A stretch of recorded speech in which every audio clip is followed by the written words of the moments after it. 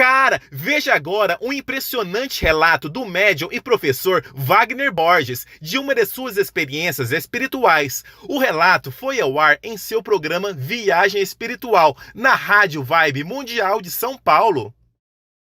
E o relato é o seguinte, rolou na semana passada. Estava muito frio aqui em São Paulo. Eu deitei, o Rama deitou junto comigo, né, meu cachorrinho, e estava tão frio que eu fiz uma coisa que raramente eu faço, eu cobri a cabeça. Eu não gosto de deitar com a cabeça coberta, porque a gente respira o gás carbônico de volta, e isso prejudica a memória das experiências fora do corpo posteriormente. E aí, deitei de barriga para cima e cobri a cabeça e fiquei um pouquinho assim, deixa eu respirar quentinho aqui embaixo da coberta, para aquecer um pouquinho. Daqui uns 5 minutos eu descubro a cabeça e fico no meu normal. Deixa eu ficar no quentinho, barriga para cima.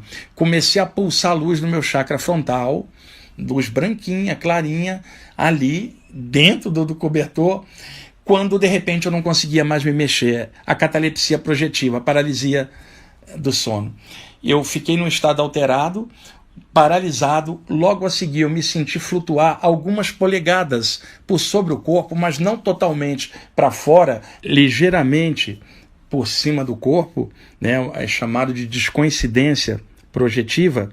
E ali, totalmente consciente, eu comecei a perceber uns efeitos energéticos na atmosfera do duplo do quarto, ou seja, estava rolando uma atividade espiritual patrocinada pelos mentores extrafísicos e que eu não estava ciente. Eu tinha deitado de madrugada, tinha trabalhado aí na tradução dos livros até tarde e fui deitar logo em seguida. E aí, pessoal, um pouco para fora ali, consciente, eu escutava o meu corpo roncando embaixo de mim, né? E ainda pensei assim, a coberta está tapando a minha respiração, por isso esse ronco forte. Eu preciso encaixar para descobrir a cabeça, mas eu não conseguia me mexer e eu estava um pouco para fora. De repente, eu senti à minha direita, no pé da cama, uma presença espiritual que queria subir na cama, mas eu não estava vendo. E eu sentia que o campo energético da cama repelia esta presença, não deixava ela subir. E eu sentia que era alguém muito denso, mas eu não conseguia ver. E aí eu vi se soltar do pé da cama e ir na direção da saída do quarto uma gosma escura, uma massa grande de gosma escura. Parecia uma massa de piche energético, um piche vivo, escuro, horrendo, que eu sei que é energias umbralinas, pesadas por outras experiências. E aquilo foi na direção da sala. Eu encaixei no corpo, recuperei o movimento, descobri a cabeça e eu levantei para ver que coisa era aquela. Fui para a sala, onde eu vi aquela coisa aí, sentei no meu sofá, isso era 3 e pouca da manhã, e comecei a pulsar luz nos meus chakras, irradiando para ampliar as minhas percepções espirituais e ver o que estava rolando. Pessoal, aquela gosma estava no chão da sala, ela foi estufando e emergiu de dentro dela um homem desencarnado, totalmente nu, um homem já de 50, mas eu não vou descrever aqui a aparência dele, não é importante. Ele olhou para mim, aquele olhar sem lucidez, o olhar zumbificado, parecendo aquela série The Walking Dead. E ele estava ali, ele me olhava, mas na verdade não me via, ele estava no mundo íntimo dele, em looping. Ele em pé, aquela gosma no meio, assim, envolvendo a ele. E aí ele virou assim e foi na direção da porta de saída do apartamento. E quando ele estava próximo a ela, deslizando naquela gosma, era horroroso isso, abriu um portal luminoso e ele foi para dentro dele, foi arrebatado por esse portal luminoso e sumiu. E aí eu sabia dentro de mim que aquilo era uma assistência espiritual que estava em andamento e que os mentores tinham trazido este suicida para cá, para que eu pudesse de alguma forma ajudá-lo, como eu fiz irradiando energia. E ele estava tentando subir na cama, que era tentando de alguma forma receber uma ajuda, se comunicar. E eu vi muitas entidades suicidas dentro dessas gosmas escuras horrendas. E por isso o receio que eu tinha de contar uma experiência dessa aqui na rádio, mas é responsabilidade. Nós temos que contar isso para evitar outros casos de suicídio, para que tudo role melhor e as pessoas possam vencer suas provas, provas, eu sei que é difícil pra caramba, eu sei que não é fácil, a dor dentro das pessoas é muito grande, mas é aí que entra o contexto espiritual ajudando a fortalecer. Isso é o alerta para vocês que estão me ouvindo, porque eu sei que outras pessoas nem consideram nada disso, algumas não acreditam e outras vão zombar. Eu não estou ligando para o que os outros estão pensando a esse respeito. A responsabilidade minha é de esclarecimento consciencial, que é o que eu estou fazendo aqui. E aí eu fiquei sentindo uma energia super boa, e aí eu tive claramente a intuição de que aquele suicida tinha sido trazido para receber ajuda. Ele não veio aleatório, veio direcionado. E quando ocorrem essas doações energéticas de um médium ou sensitivo de cura para uma entidade dessas, que é muito densa, os mentores são muito sutis. Então, para chegar numa entidade densa desse tipo, precisa extrair um pouco de energia de um sensitivo ou trazer a entidade naquele ambiente para que controladamente haja uma assistência.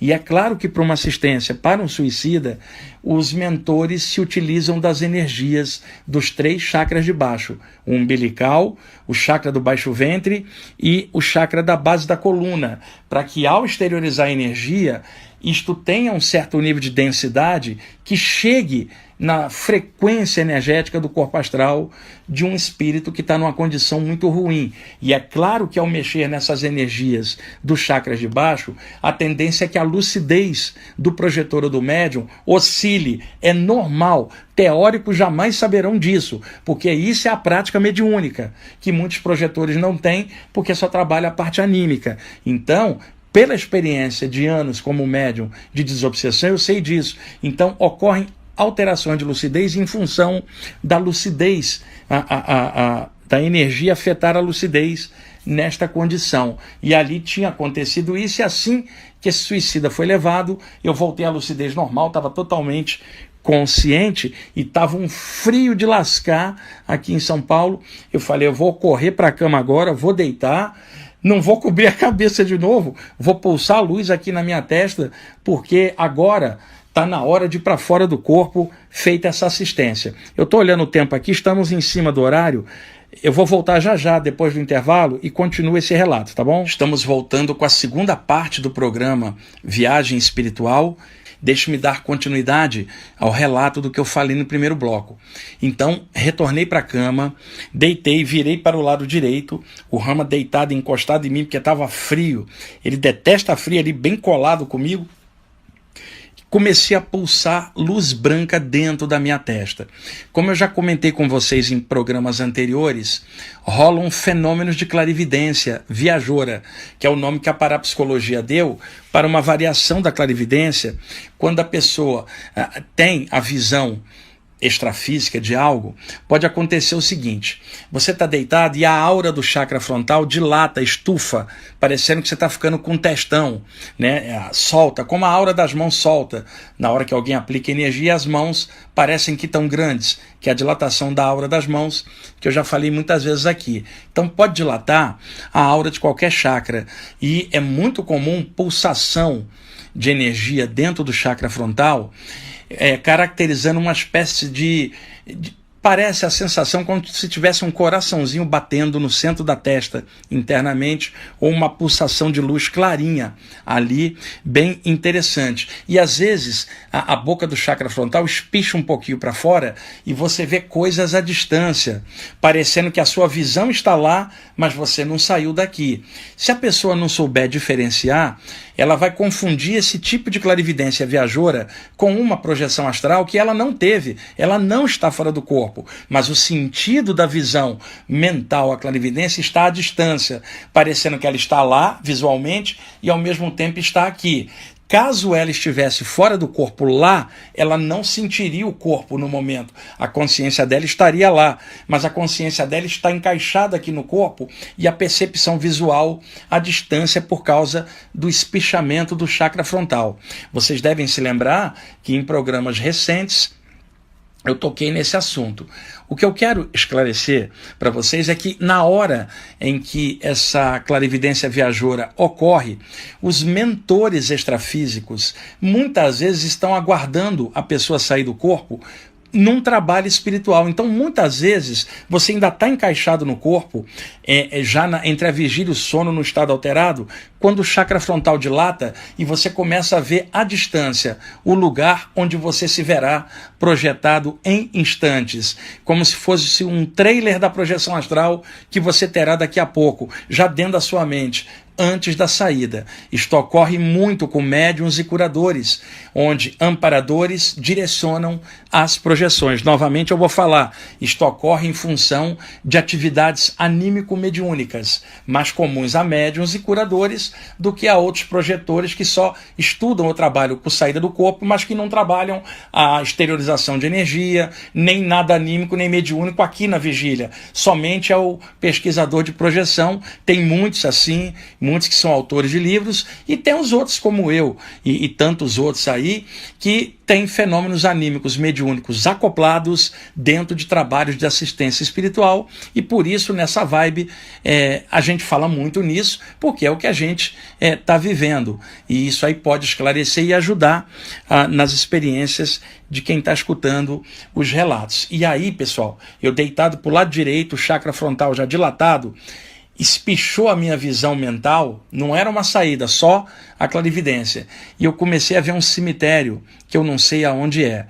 E aí eu fiquei ligado, porque eu tinha atendido um suicida um pouco antes. Tinha deitado. E aí a visão de um cemitério, eu pensei, caramba, será que não acabou a assistência dessa madrugada fria?